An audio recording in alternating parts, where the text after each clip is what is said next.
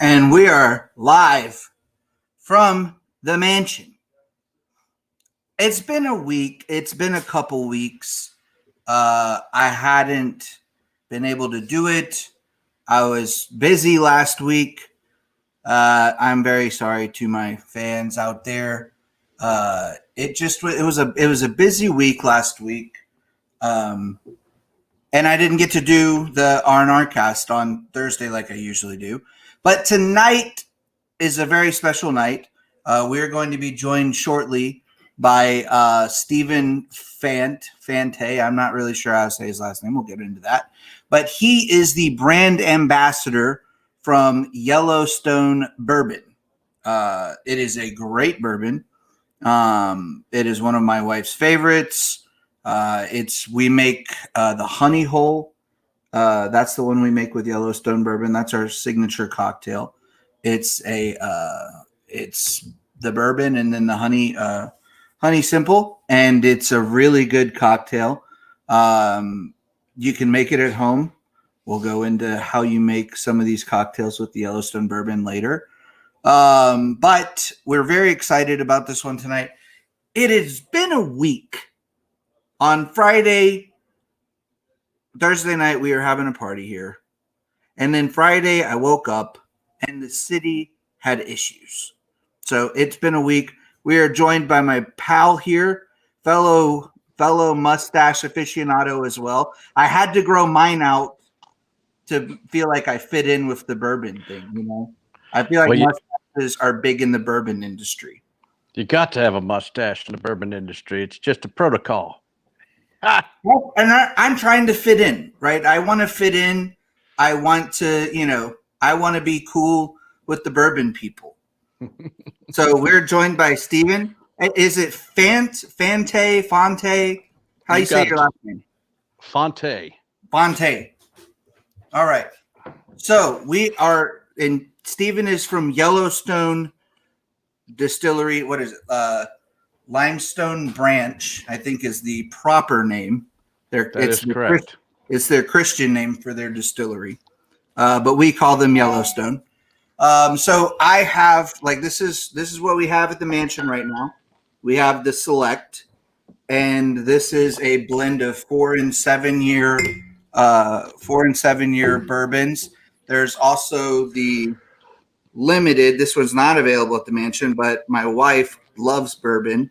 And so I have gotten her this one before. Now it's in a square bottle. And then not available in Alabama yet, we have the Yellowstone hand selected right there, the hand pick collection. So those are the 3 products you got. You guys have more than just those 3 that from Yellowstone? Okay, he's going to show off. Yeah. All right. We got some Bowling and Birch back there. And some minor case sherry cask rye.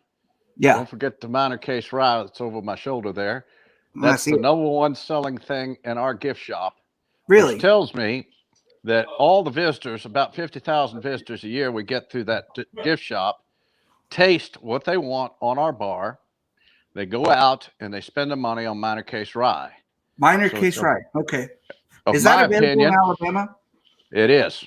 Okay. It's A little harder to find. You might have to ask your liquor store, to carry it. It comes in six-pack cases, but it's a sherry cask finished rye whiskey, which it's the cream sherry cask of Myers Winery in Cincinnati, Ohio.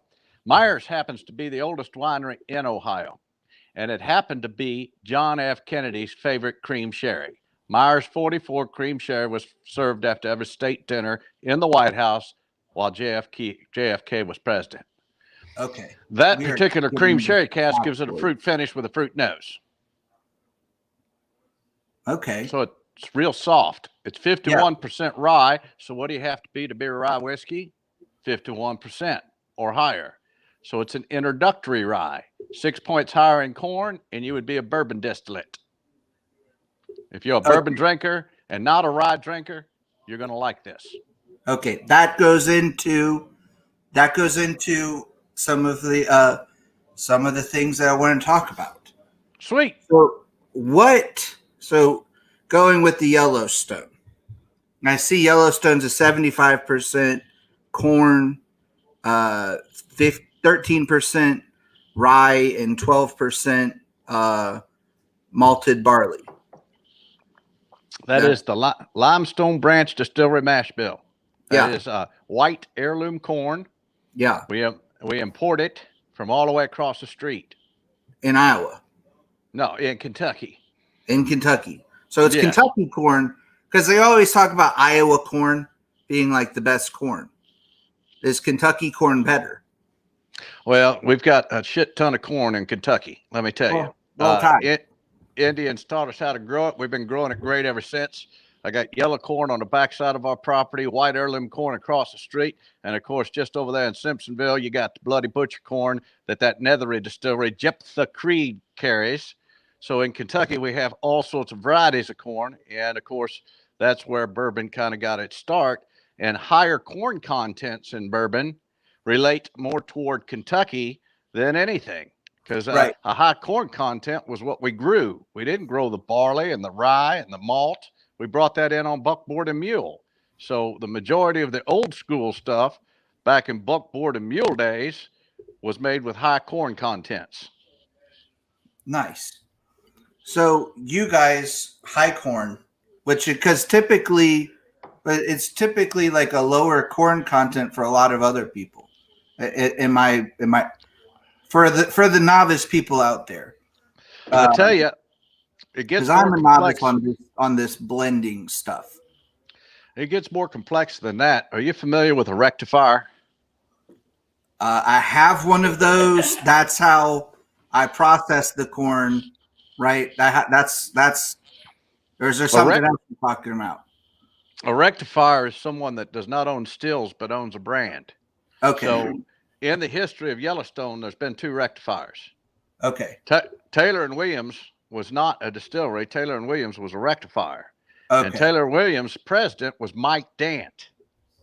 Okay. So Mike Dant got his juice from where? Cold Spring Distillery down in Gethsemane, Kentucky. See, Cold Spring Distillery was where Yellowstone was originally created. Okay. And so he would rectify his juice. So if we've got 7-year distillate in Yellowstone Select and a 4-year distillate in Yellowstone Select, the 4-year distillate is off our stills. The 7-year distillate is rectified juice. The second rectifier that owned the brand Yellowstone was Luxco Corporation back before they built Lux Road Distillery. Right. Before that, they were a non-producing agent. And now they are a producing agent with stills. So when you were a non-producing agent, you were basically sourcing like MGP? Yeah, MGP is a great example of somebody that sells their liquor to multiple people that may not have stills, but want a brand. And so y'all are everything Yellowstone makes now is all made in-house. Well, 4-year distillate that's in the bottle, some of that 4-year distillate is from our stills.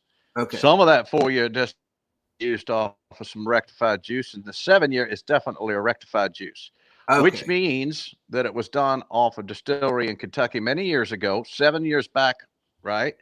And those distilleries were all column stills. And if you know anything about blended Scotch, you're going to understand what I'm trying to say. A blended Scotch is done off a column still and a pot still. Bourbons are not typically done that way. Right. Yellowstone bourbon is done that way. Right. Yellowstone Select bourbon is done off a column and a pot still, giving it a complexity, and it has two different mash bills. It has the 75% white heirloom corn, 13% rye, the rest in malted barley that we produce, and then it has the previous mash bill of the previous distiller, which was 68% yellow corn, rye, and barley. So you have a phenomenally complex beverage in your hand when you're drinking Yellowstone Select. Well, that's what we want. We want the complexities. And I think it bourbon is so like, so I do cigars, right? And it's pretty easy, right? We do a lot of the same things. We put, we have for cigars, we have the wrapper, the binder, and the filler. Those are our three. That's our mash bill, basically, right? And so, like for my cigar, personally, we have it's got a Sumatra Oscuro wrapper, it's got Nicaraguan filler, and a Honduran binder. And it's crazy because like all of my cigars, it doesn't matter if you get a box of one of them at R&R, and if you get another one in Nicaragua or Honduras where they're rolled, they're going to taste the exact same. But bourbon, you can literally take barrel with the same components and the same everything that goes into it. You have barrel one going to produce a completely different taste, and barrel two is going to complete a taste vastly different a lot of times. And it's just so wild to me how it's so much difference between the different barrels. It is amazing. Now, you can tend to find similarities in barrels that are sequential, that have been on the same rick, that are in the same part of the rick house, and they've been in for the same amount of time. Those barrels come out very similar to each other. Okay. Yeah. But you go across the rick house and you pull a barrel from down lower, and you might get the funk. And if you get the funk is a unique flavor profile on the back end of the bourbon that tells you that that was on the lower rick of the barrel house. It had all the drippings from all the barrels above it, and it had all the from the summertime when it's real hot in Kentucky. All those drippings get reactivated and just waft up right in and around the barrels and those lower ricks of the barrel houses. And it permeates those barrels, and you get a bit of a funk on the back end of it. And I love the funk. There's a lot of people that dislike the funk. Jimmy Russell, I mean, there's a famous song, "We Want the Funk," right? Yeah, that's a true story. When you get a single barrel, you're wanting something unique. And when I come across one that has something unique, even if it is the funk, it's a characteristic that I tend to cherish. So, like when you're picking bourbon, what are the characteristics that you're looking for like you personally? I like everything smoky. I always have. I was a tea sommelier many years ago, and I ran the tea program for a coffee company in town, and I imported a lot of teas. And one of the Lapsang Souchong was a smoking tea that you'd smoke fish with, and I would actually brew it and drink it. And it had this smoky campfire kind of nose to it. It had a finish. Gunpowder tea is a hand rolled tea that is also very smoky. Those kinds of teas are what I kind of lean toward. I like that smoky finish. And then in coffee, I tend to go toward a dark roast, even though I like the characteristics of some coffees milder. I tend to go dark roast, a little bit smokier. Yeah. So when I'm doing bourbon, my tendency is to lean towards something that has kind of a leathery, dry leather and smoke finish on the back end of it. You would prefer like Islay Scotches.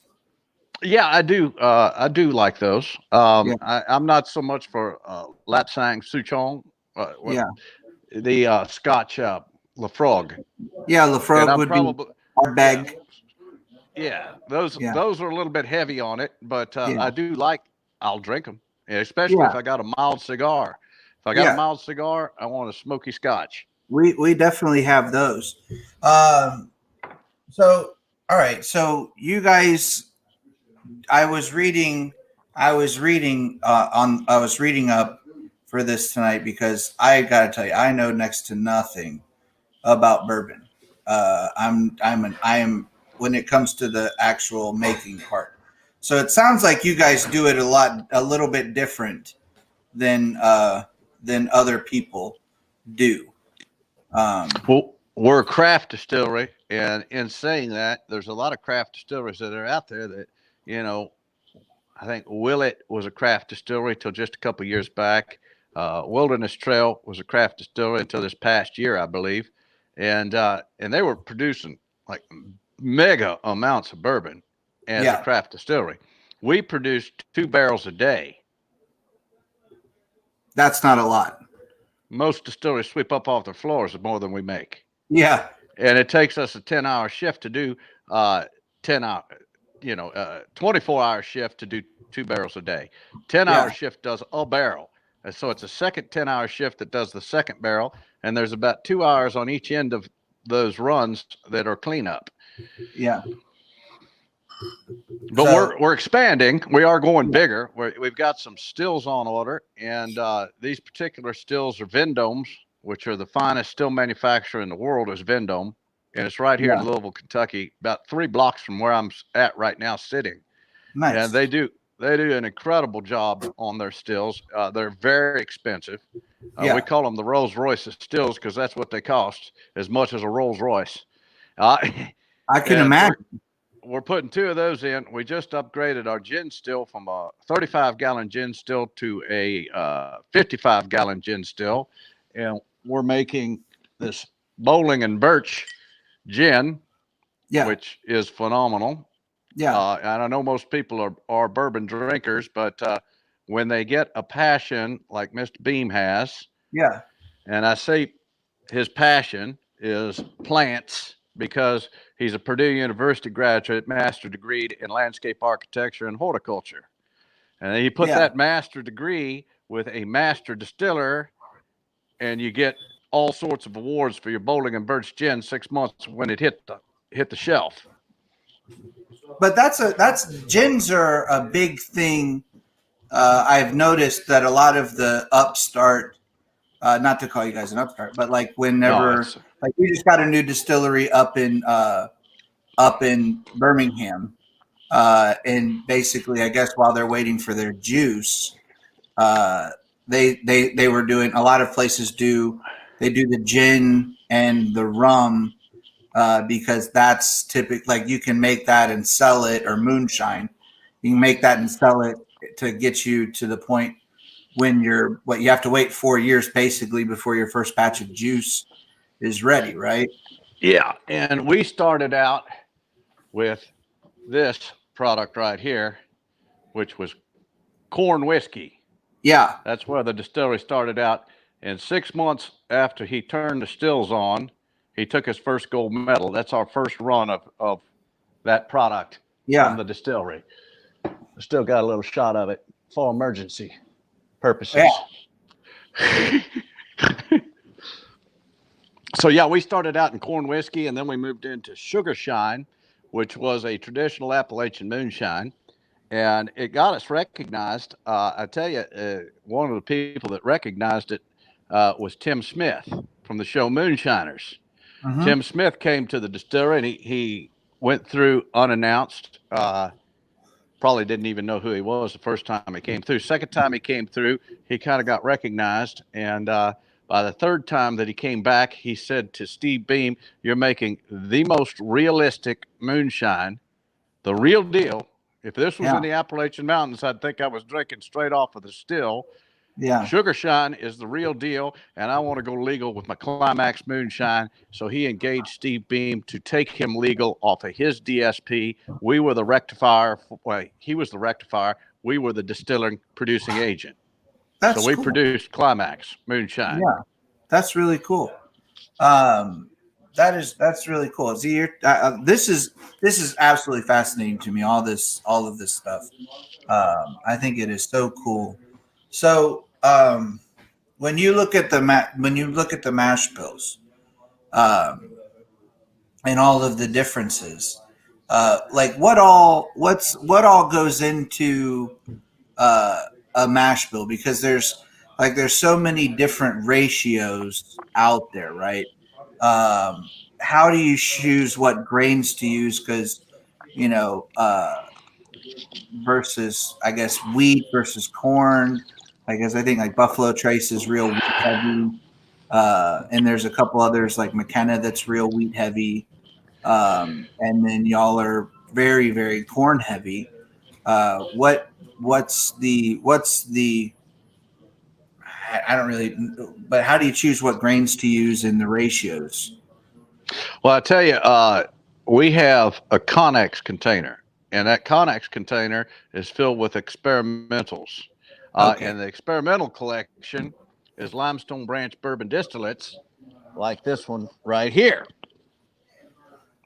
I keep going the wrong direction, don't I? Yeah, There I it know is. it's backwards and it throws me off too. Yeah, that I looks do great. good when it's forward. Yeah, That is a bourbon distillate, and it is a handwritten on a mash bill down at the bottom. yeah. It is in a 375 bottle, and it Hmm. came out of a 15-gallon barrel. Now, a 15-gallon barrel is a quarter cask. Yeah. So a 15-gallon barrel is just about the exact liquid to wood ratio as a 53. And a 15-gallon barrel costs you as much within a few dollars of a 53-gallon barrel. That's But crazy. what it does is it gives a master distiller an opportunity to see what his distillate's going to taste like in 2 years versus 6. So this particular one that I have in my hand is 22 months old. So it is Kentucky straight bourbon whiskey Yeah. because it's 2 years and a day in the cask in Kentucky, distilled in Kentucky.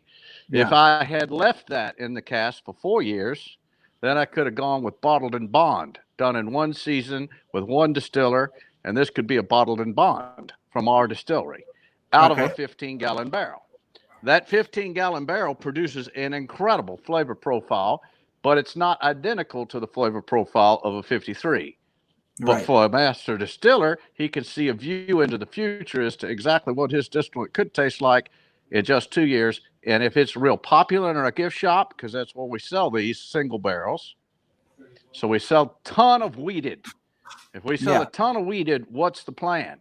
The plan is possibly to put that into full production in 53-gallon barrels using our customers' taste buds as Yeah. the direction of where our distillery is going to go in the future.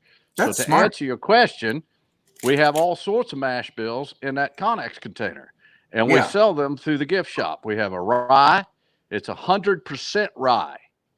How the Wow. hell do you even get a conversion on 100% rye without I any have no malt? idea. Yeah. You have to malt the rye. The most expensive thing a distillery could possibly ever make is 100% malted rye whiskey. Yes. And that's available in our gift shop to taste periodically. When I find a barrel that's just perfect, I'll bring it in and we'll sell it through the gift shop. And it's very unique and different in its flavor and characteristics. Has a spicy front end and a creamy finish on the back end. We have a 28% red wheat, 60% corn, 13, and then the rest in malted barley. So 2860 is another mash bill, which is a wheater like Maker's Mark or Pappy Van Yeah. Winkle or Weller 12 Year, Rebel Yell, all those are Yeah. wheated bourbons. And that one is sold so well that we have put it into 53-gallon barrels, and it's setting on aging out to 6 to 7 years. And we're going to see what it tastes like. And if it's as good as it is in the 15s, then it could possibly be a skew of Yellowstone in the future. That'd be Not only cool. would you have the typical Yellowstone, which is the high corn content of Yeah. Yellowstone Select, you may have another name or Yellowstone Weeder. You know, we could That call it would be really Weeder. cool. I like it. Yeah. I think that you should call it the Weeder. I think Yeah, that'd be a great name. it's a beautiful name. Yeah, And you that's should. the highest wheat content of any bourbon distillate I've ever heard of, 28% red wheat. I That's don't a know lot. of a bourbon that has a higher wheat content than that. There But might be out there. I There's so many but craft that's one of the distilleries. things that I like about Yellowstone is you guys seem to kind of push the envelope of what's been done, and you're like not that you're doing crazy things, but you're doing different things to kind of I mean, like there's so many of these bourbons that are the same bourbons that were being sold 30 years ago, and they haven't changed anything. And you guys are, it seems like you guys are kind of cutting edge in an industry that's really built on a ton of tradition. And I think that So you got I think that's really cool. And I think go ahead. You got a seventh generation beam at the helm of the ship. Right. And that Yeah. seventh generation beam, his daddy was a beam, Jimmy Beam, and then his daddy was a beam. It goes all the way back to Jacob. And if you go back to Minor Case Beam, his great grandfather had a distillery in Gethsemane, Kentucky, making Old Trump whiskey. And he was up against his first cousin, Colonel James Beauregard Beam himself. Yeah. So you've got the history in this distillery of things that have been done in the past that are understood by a seventh generation beam that, it's no better person to put on the ship's helm than a beam. That's for daggone sure. So how does seven major distilleries. So how does that work? Because he's a beam. And then you have, how many beams are making bourbon right now? That's a daggone good question. Well, you got some No boys over there, Freddie No and Fred Jr. Those are both beams from the mama's side of the family. If you go back to Booker No, Booker's mother was a beam. Yeah. And that's how that lineage comes into play. That's Booker's. That's Booker's. And Baker's, isn't Baker's a beam? Baker's, Basil, Hayden, all those. Yeah, Baker Beam. It's Baker Beam. And if you get over to Heaven Hill Distillery, well, you had Parker Beam, then you had Craig Beam, and then the lineage. It actually went back a little bit further than that. I do believe that it was a coin toss between who would go over to Heaven Hill and who would stay at Jim Beam. Yeah. Between some of the Beam brothers. The Beam brothers took a coin toss and said, well, okay. And then that finalized which Beam was going to be Heaven Hill's distiller. And it's gone way, way back with Heaven Hill since the beginning. So the very beginning of Heaven Hill was a Beam until just recently when Craig has stepped off as a master distiller and he's gone back to his farming. He runs a cattle ranch called Sunbeam Farm. And he was always into his cows, just like his daddy was. Nothing would light Parker up more than talk about his Black Angus cows. He would. He was a farmer first, I believe. Cows. I like the Black Angus cows a lot more. I like them when they're on my plate. I like that. That's a fact too. Yeah, I bet bourbon. I bet they have some really good steaks. I mean, because their bourbons are incredible. I bet their steaks are incredible too. Especially with all that corn you guys have, because it's like corn fed. You get over there with Fred and his daddy Booker. Booker was always about the ham. He would take and put his hams in the barrel house, and all that angel share would soak into that ham. And he made some serious country ham. He used to take it with him on trips. I remember a story that I heard from Fred in a podcast that I was listening to about how Booker just embarrassed the shit out of him one night. They went to a fine dining restaurant, and I believe it was in Chicago. And they sat down, and Booker ordered ham. And the guy brought the chef, sent the ham out, and he tasted through a couple slices of it. And he said, "That's not ham." He said, "Fred, go get that ham out of my trunk." And Fred had to get up from the table and go out and get his country ham and bring it in. And he said, "Go get that chef. I want to show him what country ham is about." Oh, no. And he started slicing country ham for everybody in the restaurant. Oh, no. Of course, he was Booker. I mean, Booker got away with he was the real deal, and he's bigger than life. And and I bet that chef took note, because that country ham was probably a lot better than what was on that plate. Oh, I bet. So what kind of deal do you think that the Beam family made with somebody to be so good at making bourbon? Is this like a devil went down to Georgia, and they got, instead of a golden fiddle, they got the golden mash bill, you think? I think it goes back to the days when you had farms and you were making corn whiskey out of whatever was remaining out of your crop, and those Bean Boys just knew how to make some good corn whiskey back in its day, and then they decided to make a job out of it. And when your daddy is doing something that's successful, and you're able to apprentice him, then you are able to make something successful. When you have as many kids as they did, they had huge families, 10 kids, and Steve's grandfather's family. There's 10 of them, and most of them had become distillers. Well, I was growing up here in Kentucky. There was 7 major distilleries throughout I mean, just great big distilleries. You didn't have any small distilleries after Prohibition. It pretty much killed all of them off.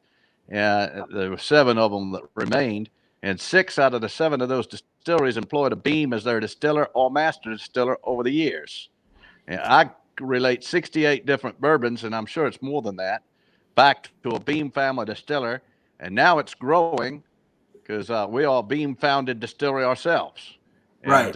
And so you got Steve Beam growing that. And at that time, when Steve decided to open Limestone Branch Distillery, there was no longer a Beam family owner of a distillery, and that's a distinction. There was Yeah. very few Beams that ever owned their distilleries, Cool. and so a lot of Beams work for distilleries, but very few of them ever owned their distilleries. I Steve mean, built this place from the ground up. and they're closing it. This was the 2020 was what, the 225th year of the Beam family, because I was looking on your website, said that they started in 1795. Yeah, Jacob, all the way Yeah, back in Pennsylvania with Jacob yeah, Boehm, Boehm, German yeah, family. that's He was born in Pennsylvania, but his family was from Germany. that's just so crazy. I mean, I knew bourbon was old, but 225 years of doing this, that they've probably picked up a thing or two. Do they ever have Mm-hmm. so like, you go to a lot of these winemakers and the wineries and stuff, and they're like, oh, we have these bottles from whenever they started. Do these distilleries? Do a lot of them still have a lot of the or at least some of the old, like some of their first batches laying around that they keep Not as around? not as much as they would probably like. I'm sure. Not as Yeah, much as they'd probably like. yeah. I, What's I the I'm sure that oldest? if you went over and saw Max Shapira, and you went to Max's office, I bet he could pull something out of his desk drawer that would be able to blow your mind because he's What's got the some of the oldest largest that you've stocks. had? So what's the You oldest know, like that you've tried? well, I've tasted a lot of old Dusties. A friend of mine here in Kentucky had the Haymarket Whiskey Bar, Matthew Hmm. Landon, and Haymarket had an extensive stock of old Dusties. He's Yeah, got a huge bunker, and yeah, getting a chance to taste what it tasted like in the old years, and then occasionally we'll have somebody come by that wants to sit down with us and do a taste of something that they've got that's special to them, and yeah, so we get an opportunity to drink some really old juice, and it's different. I'm telling you, I don't think that there's a distillery today that can make what was made at yesteryear for several different reasons. One of them was they were on aquifers, and yeah. they weren't on public water, and your reversed osmosis waters and things like that you do today to make sure that you don't impart any extra flavor into it. That changes it. Uh, there's a lot of different things that were done in the old days that would never pass as inspections today. Uh, Yeah, yeah, that's for that sure. gave that bourbon a very unique and different flavor from yesteryear. That's my Yeah. personal opinion. So what's like, okay, so what's like the most, the like, what's the one that you've had that's like the oldest, that, or like the Well, best, like you've that you've tried, that's just like wild or out there? I had a JW Dant that was brought in, and we tasted it, and it was like 24 years old, something like that, and it Okay. was absolutely phenomenal. It was Yeah. literally some of the best bourbon I've ever drank, and yeah, so we got an opportunity to crack that bottle and see what that tasted like from the old distillery. It would have been distilled down in Gethsemane, Yeah. at the Cold Spring Distillery back in Yeah. that many years back. I believe that's what Steve was telling me. That would have been from the distillery down in Gethsemane. You understand what's happening in Gethsemane right now? I am not. I know it was the garden Wally where Jesus prayed. Wally Dant is building $100 million distillery build called the Log Still Distillery. Wally's great grandfather was J.W. Dant, and Okay. J.W. Dant distilled his first run off a poplar tree, a tree he had fell, split in two, coppered in, hollowed out and coppered in, fermented off of, and distilled off of the log. So Wally's calling his distillery the Log Still Distillery down in Gethsemane, Kentucky. Now, Wally's great grandfather is Stephen Paul Beam's great grandfather. Though these boys were Beams all their lives, the mother was a Dant that whole time. I like to say our distiller wasn't born, he was distilled. Yeah. So, all right. So I have, so going off of this whole old thing, right? So a lot of people say that, bottles, once you open the bottle, that you lose a lot of the flavor, and that basically the bourbons don't age in the bottle. Is that true, or is that kind of just a wives' tale that people have told to make themselves feel better about not having bottles on their shelves that are unopened and they're just collecting? A bottle that's unopened, as long as the cork hadn't failed, you're going to have probably a pretty good pour. As long as it has not been stored in high heat, Yeah. sunlight. If it's been in a cabinet someplace and it's been packed up where it's at a room temperature for all those years, and you're not getting a bunch of temperature influxation on that bottle, you're probably going to have a pretty clean and pristine taste coming off of that bottle. Now, if it's been uncorked and three quarters or a quarter of the bottle's gone, then what we do for those old dusties at the distillery is we put glass marbles in it, clean glass marbles. And what those Okay. glass marbles will do will bring that liquor up around that neck so that you don't get as much oxygenation coming into the actual bottle itself. If you keep the Can liquid up in the neck of it, then it won't have but just a very minute amount of oxygenation. And you want to make sure that your corks aren't failing. Corks do fail. So you right. want to make sure that it has a proper cork in it that will keep it from aging. But yeah, other than that, you should be able to keep bourbon for years and still Okay. have a pristine flavor. So everybody does, I guess everybody does charred oak basically right now. I feel like it's all charred oak. What Yeah. how do you Why do you use charred oak for the Well, bourbon barrels? hat, that's part of it. Being America's native spirit, one of the regulations is it has to go into a new charred American oak barrel. Okay. And so all barrels are American oak charred and one time use. You can't reuse a bourbon barrel.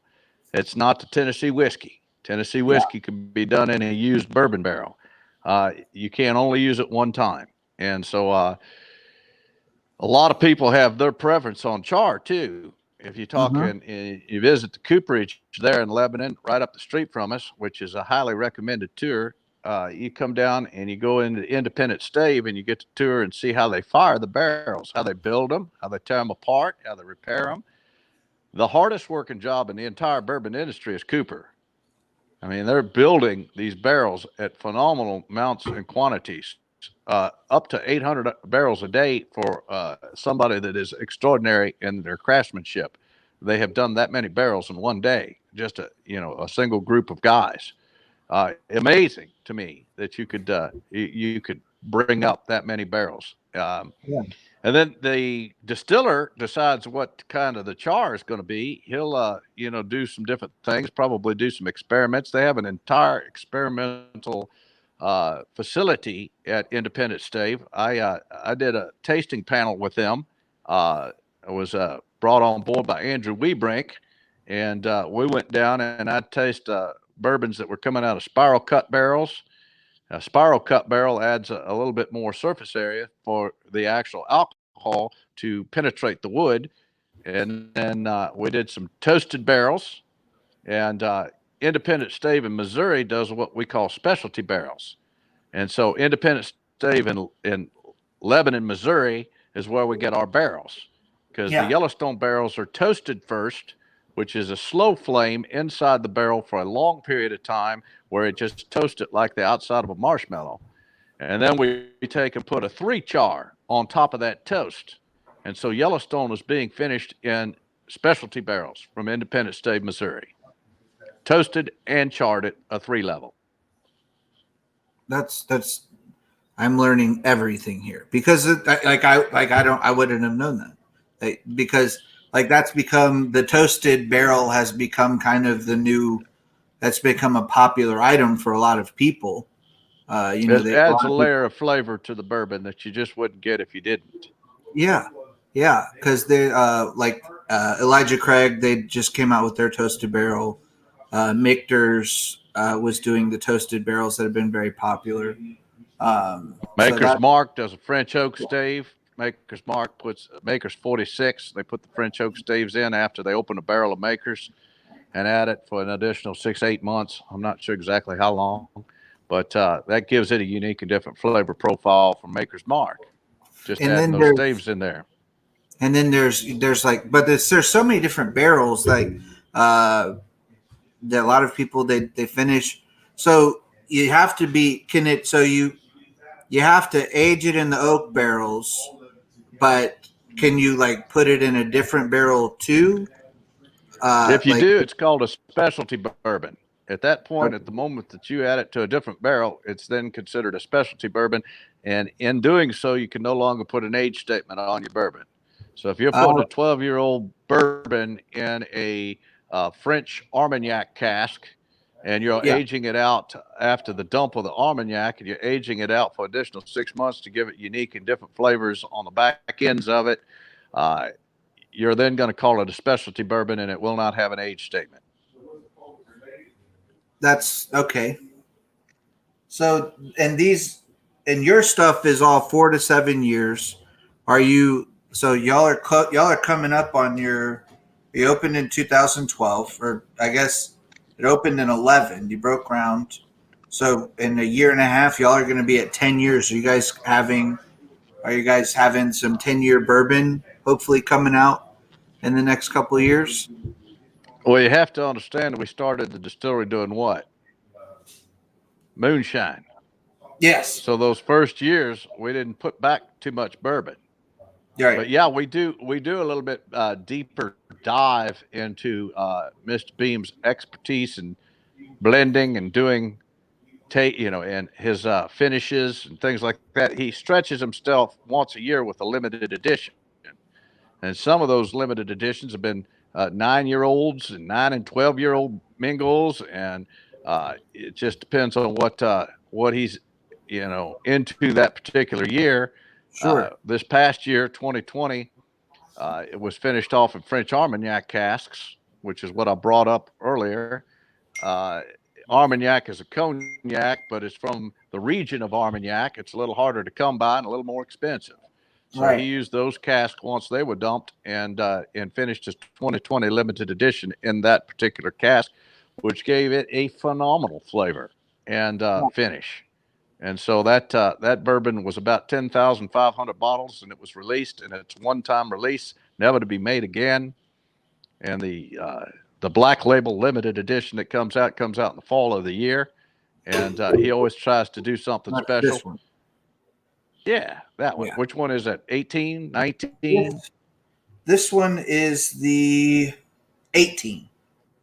Yeah, the 2018 was one of my favorite bourbons we ever produced. that was the wine casks. It finished off in a used wine cask, and it was used for bourbon. It was never used for wine. That's The very crazy. first limited edition that he did in that cask was 2016, and it was finished in a toasted wood wine cask. So they toast wine cask rather than char them.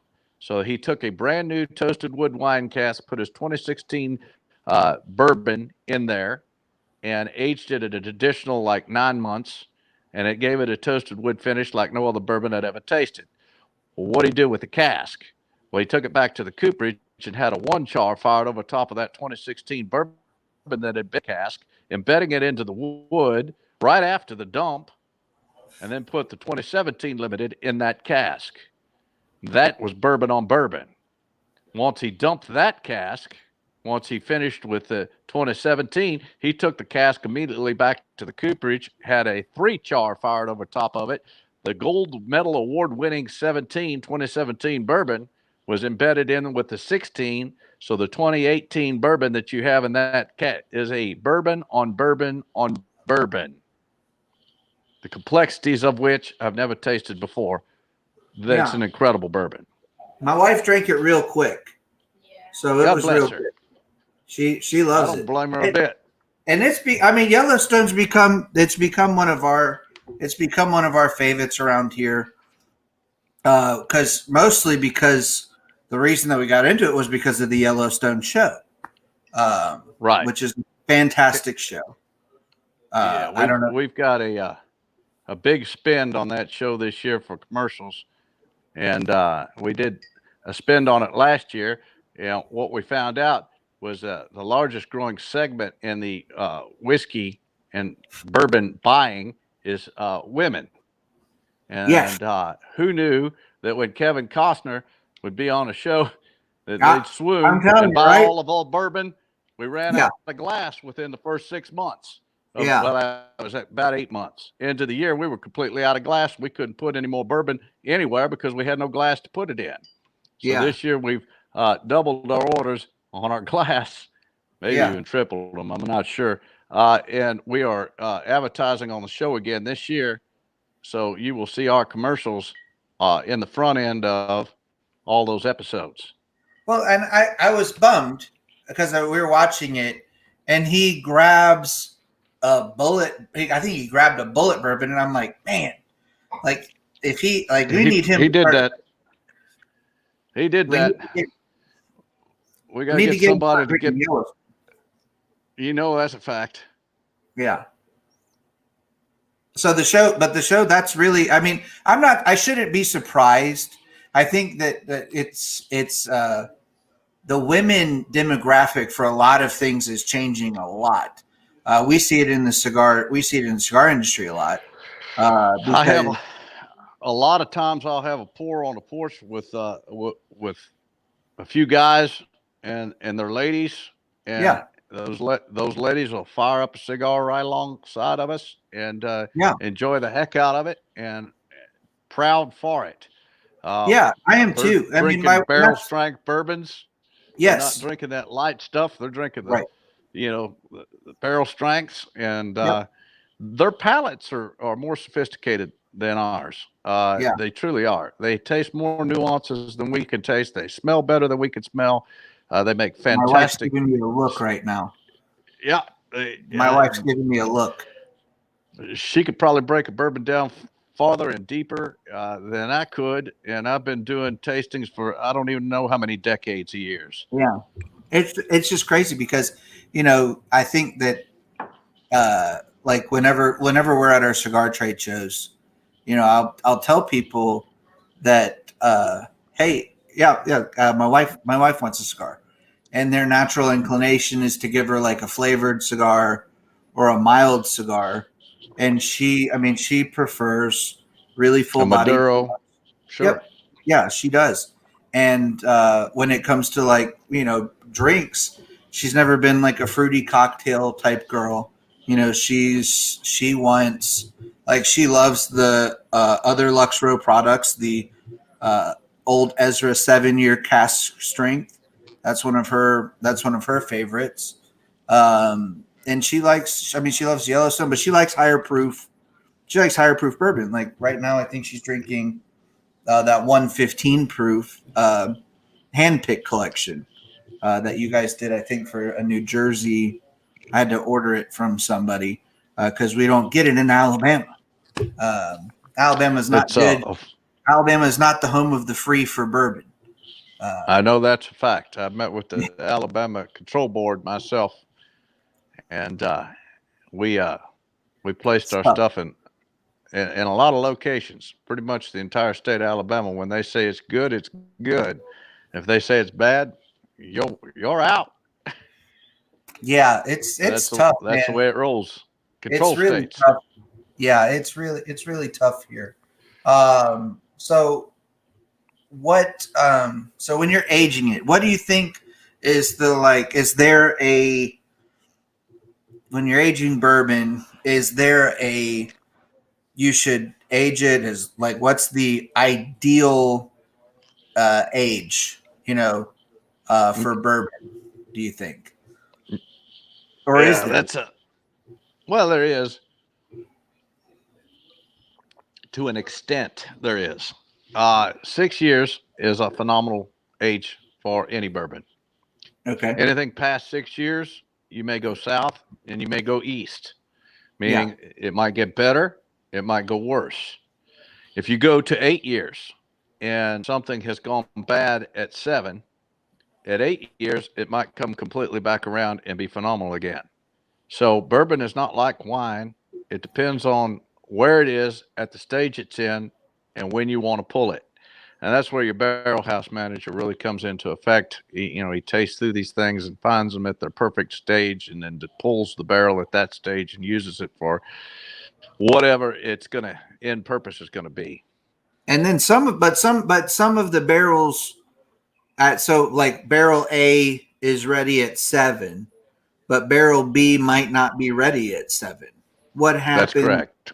So if you have like what a barrel's 53, so you get what 240 cases or 240 bottles per barrel, somewhere between That's about right. 190. Depends on how old the barrel is, Yeah. So if you have like how say much you have angel like share. 5 barrels, would you do like 1,000 bottle run of that product, That'd be or a small batch run. yeah? Yeah, you might sell it as a single barrel. You might sell it as a small batch, and you might blend it in with something that's much larger. If it's not, you're not going to throw any of it away. If Oh, there's clear. something that's Yeah. not of the greatest quality, then you're going to blend it in with a much larger blend and make it disappear. Typically, Yeah. there's just not much that you don't want to eliminate a barrel by any means, Sure. but No. it happens. But it Yeah. doesn't happen very often. So you're saying about 6, 7, 8 years is probably the sweet Perfect spot? Yeah. sweet spot. Yeah. Anything 6 years, 7, 8 years, past that, it's just it will be what it will be past that. Yeah. I Might got turn you. out wonderful. In 14 years, you might find one that's phenomenal, but you're going to have so much angel share loss, and you're going to get such little juice out of that barrel uh, at that stage that it's almost a crime that you wasted all that good juice from a few years back. Yeah. So so what separates Yellowstone juice from other beam family juice? Like what's the like if you could put it on like what's the distinguishing thing that makes Yellowstone, you know, what it is compared to other things? Well, anything that the Beam Boys have made from whatever distillery that they're making at uh, would probably uh, be wonderful to drink. At the same time, saying that it's your mash bills, it's your distiller, it's your equipment, it's your location, it's the flavor profile coming off of your particular distillery because of its environmental aspects that come into play. I don't care if you're distilling the exact same mash bill at Limestone Branch Distillery and you take it over to Claremont, Kentucky, and you distill it over there. It's going to be a different juice coming off the stills uh, and flavor profile. If for no other reason than Claremont has different uh, pollens and things in the air than what we have over in Lebanon, Kentucky. Their aquifer is different than what our aquifer is in Lebanon, Kentucky. And so there's a ton of different environmental aspects that you got to think about that influences the final flavor profile of a bourbon. I don't know That's how many chemical aspects there are to it, but there's a ton. so. Do you use a specific water in the distilling process? Yeah, you always, anytime that you're proofing something down, you're using a reverse osmosis water, which is stripping everything out of it so you don't impart any flavor into it. All you're doing is adding a little bit of water to proof it down to the proof that you want it at. And what I have found is proof influences the flavor profile as much as the distiller or the barrel house manager. So what you're tasting at 93 proof is not going to be the same flavor profile and characteristics that you get out of 100, 102, and then you get up to 115, and you're closer to barrel strength.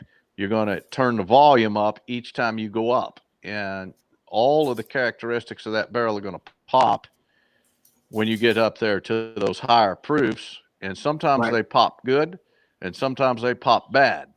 You might find that you find all the flaws in that particular barrel when you get up to those higher strengths, where when you were tasting it at a lower strength, it was a phenomenal bourbon and everything was good. But then you got up to, 109, 115, and you started tasting some off things about that particular barrel that you didn't like. Taste a barrel that was sitting next to it, same rick house, same location.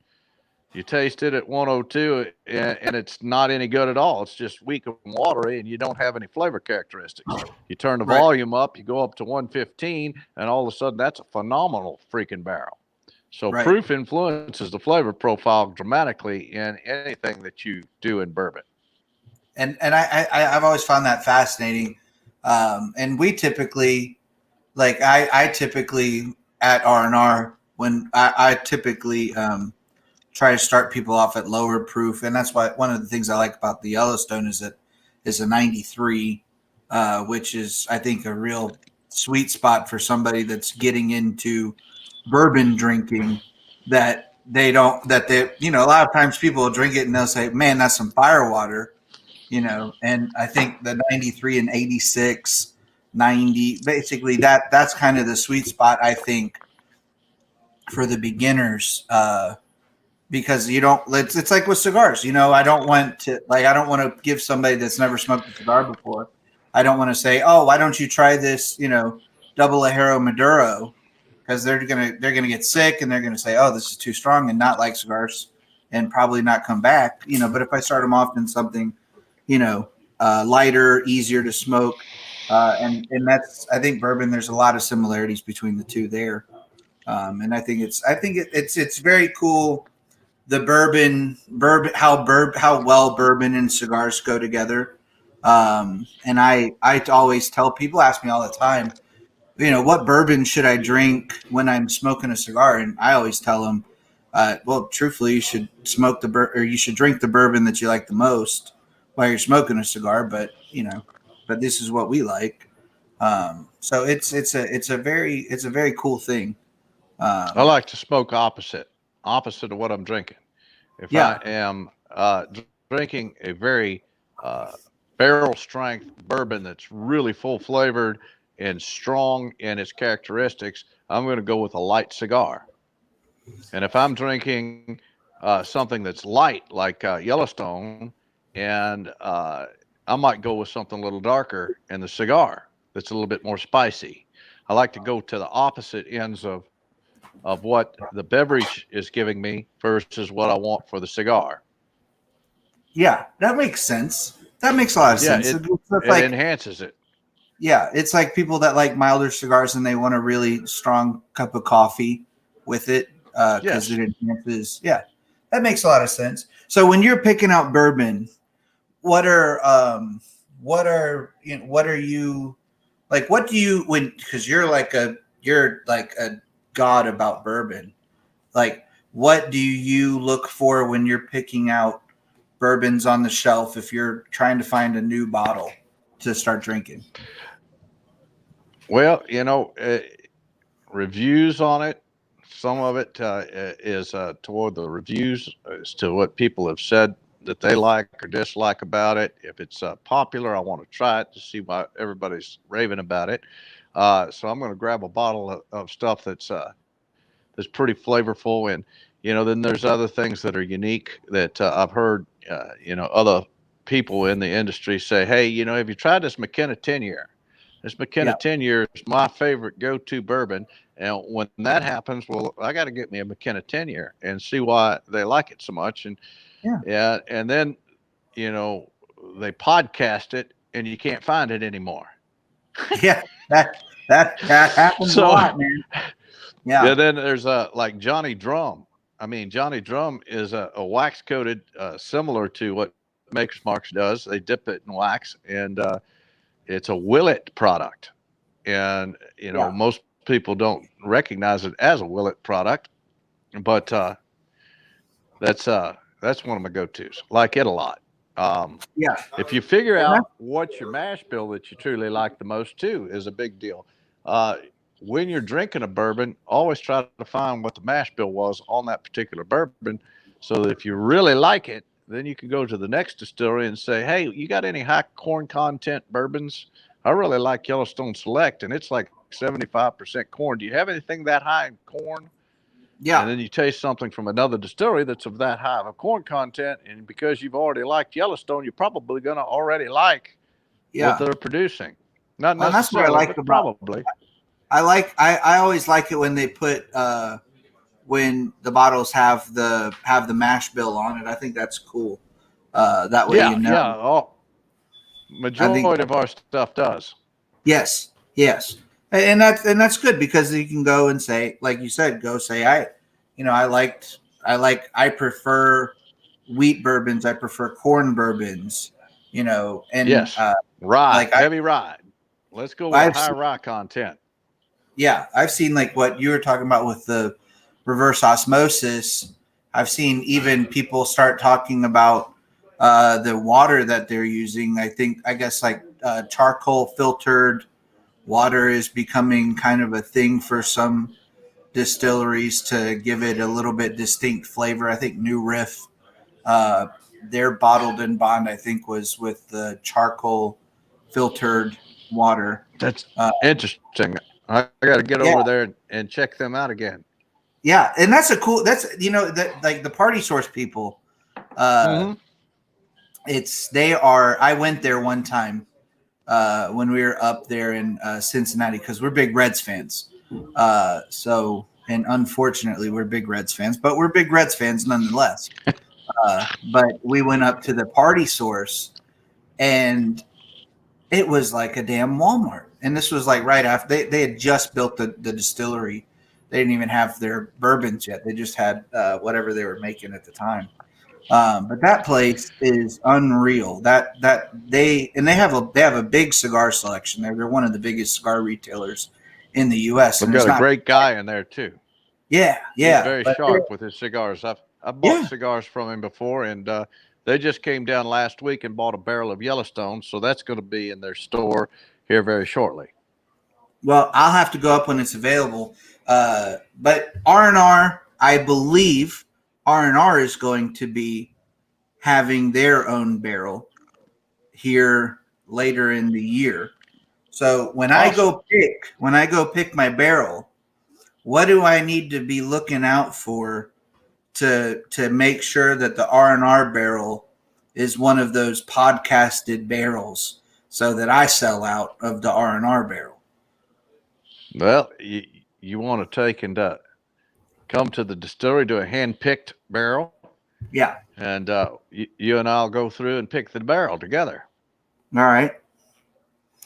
And what are we looking for with the R&R barrel? Like when you're doing the barrel picks and you're picking a barrel for your for your bar. What are the important things that you're looking for when you're picking? I Because think what we're just going to tell you, what hey, happens when this tastes good, this tastes better, this tastes the best. Is that it? Is it really as simple as that? well that's it can be that simple. It can be more complex than that. It all depends on first of all, you check it if you like it. Yeah. Second of all is to find out which one you like the best out of the ones that have been picked.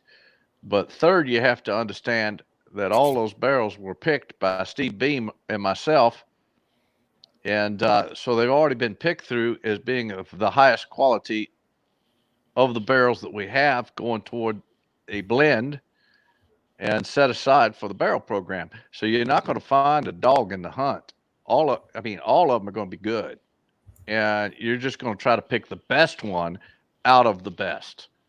And that leads you into when you come across it, you will know. You just got to go through and taste them, and all of a sudden you find something that you really like about that particular barrel, and you don't even know why.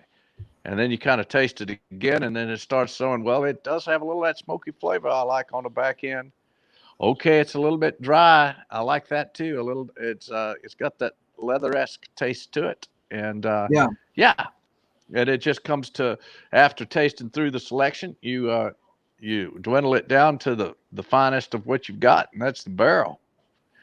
And sometimes I had one not too long ago that went out to Kansas City, Missouri, called Smoke Wagon, because it had that smoky finish on the back of it. And then, one of them was a plum bomb. It had plum flavors to it. And,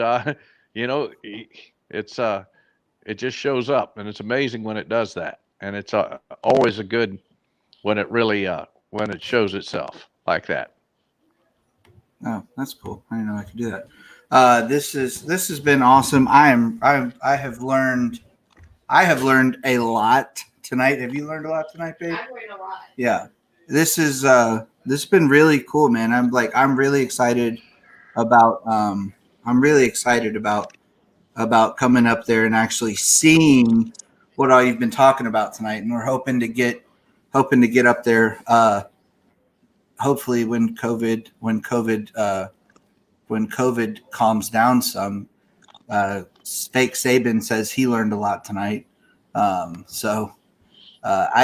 you so much for being on. I can't wait to come up there. I'll bring a lot of cigars with me, and we'll sit around and drink bourbon and smoke cigars. And this has been so cool. When you book your tasting, book it for the evening, and we'll do that. All right. There's two tastings typically. There's a morning tasting at 9:30 a.m. Then there's a 1:30 tasting of barrels, and the 1:30 tasting is the one you want to be at. Okay. And heck, if it was me, I would just go ahead and book in over at the Hampton Inn right next door. Well, and then perfect. There's no time limit. You can just walk across the field into the Hampton. Oh, perfect. That sounds perfect. I can't wait to get up there. Thank you so much for being on tonight. Enjoy it. Thank you for having me. For sharing so much. That is the R&R cast, folks. Thanks for tuning in, and we'll catch you next week.